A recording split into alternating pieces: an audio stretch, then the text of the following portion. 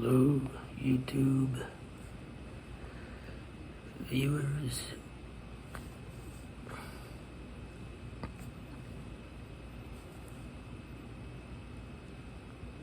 Uh, 7 years onward, pelvic physiotherapy, trigger point injections, stretches, breathing exercises, internal muscle massage, biofeedback with an e-stim device, taking Valium, still remaining essentially the same with only moderate improvements. And I could include pudendal nerve block injection into that list. I see the months and years disappearing irretrievably into the past. All those moments lost and irrecoverable. I just get older and see how futile, purposeless, and predominantly negative this whole human experience is. Hundreds of billions of humans have existed for 300 to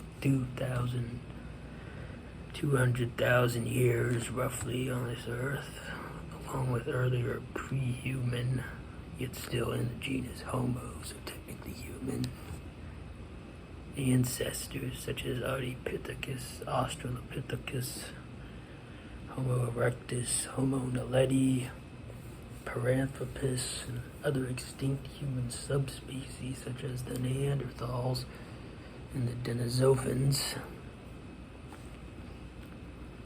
The overwhelming 99% bulk just died and are forgotten. Nothing but decomposing corpses broken down by maggots and worms, bacteria. It's composite matter, atoms and elementary particles are then recycled into the soil, the plants, and the air, into the hydraulic cycle. Some of the lighter elements escaping into space in accordance with the principle of energy conservation and the first law of thermodynamics.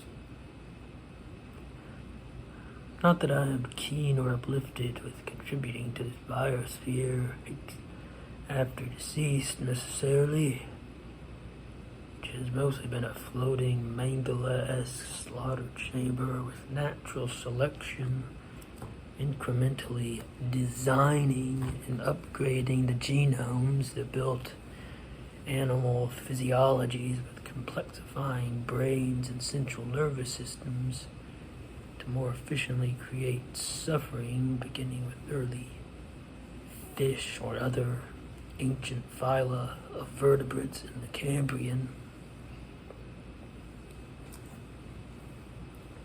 Though not exactly sure where phenomenal experiential consciousness first emerged in the paleontological record.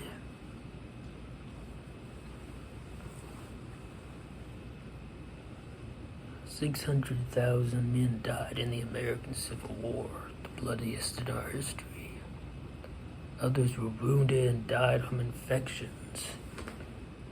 I think that was actually the majority of the deaths. Having their limbs cruelly amputated and bones sawed without general anesthetic, just a bit of whiskey. Millions of young German, French, Russian, and American men ground up in the meat grinder trenches of the utterly pointless inter-imperialist conflict of World War I. What about all those workers and first responders to the Chernobyl nuclear plant catastrophe? After the explosion of Reactor 4, getting burned up and rotting from the inside from acute radiation exposure?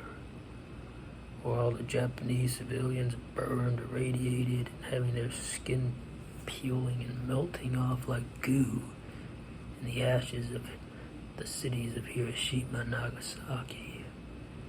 And then dying from cancers in the following years for the survivors. Does anyone really think of this? really take in and cognitively internalize and conceptualize mathematically all the pain, anguish, confusion, and excruciating, the obscene quantities of omnipresent suffering. We just put up some memorial statues and go about our daily lives, drinking beer, watching sports, gorging on junk food, copulating, and somehow coming to the erroneous conclusion that this is all worth it and justified. These optimists really believe the scales weigh in favor of pleasure and happiness on this planet for sentient beings of the animal kingdom. They literally think what happened to 17-year-old Junko Furuta in 1988, the heinous torture, rape, and mutilations, the crushing of her rib cage and burning her legs over the course of a month by 4 male Japanese teens, is made up for by sunsets, orgasms, rainbows, Disneyland vacations, sugary soda, video games, and all that. How about the disturbingly gruesome case of Elizabeth Fritzl, locked inside a soundproof cellar in Austria by her father to be subjected to repeated daily rapes, impregnated over and over for 20 plus years.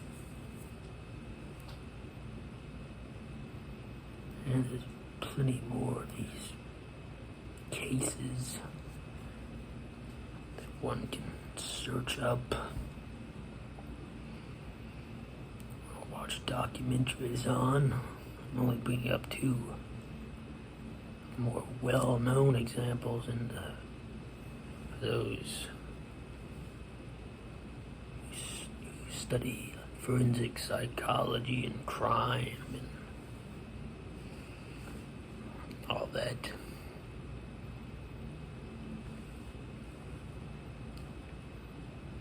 And these Christian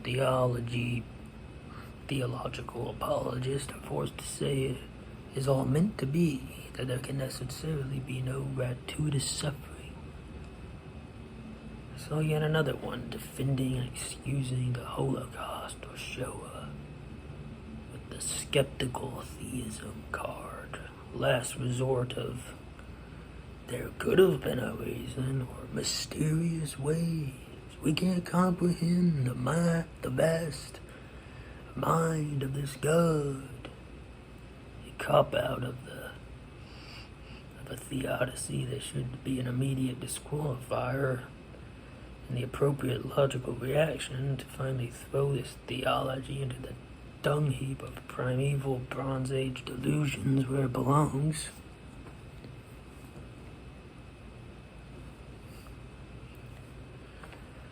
Bringing a God into the equation resolves nothing here. Any God is at best indifferent or unaware, merely sitting there, out there, in sublime aloofness and dereliction of sadism, cruelty, and indiscriminate butchery, replaying without interruption on this hellhole planet. This painful, repugnant suffering is being experienced in the subjective consciousnesses of trillions of animal minds, 24 hours a day, 365 days a year, for 500 million years, at the hands of Mother Nature in the wild, and to the supposed favorited and special sapient human ape that it supposedly loves. Without getting into the possibility and mathematical and statistical probability of sentient, conscious life forms existing in this vast, very well infinite universe, billions of galaxies just in our observable space.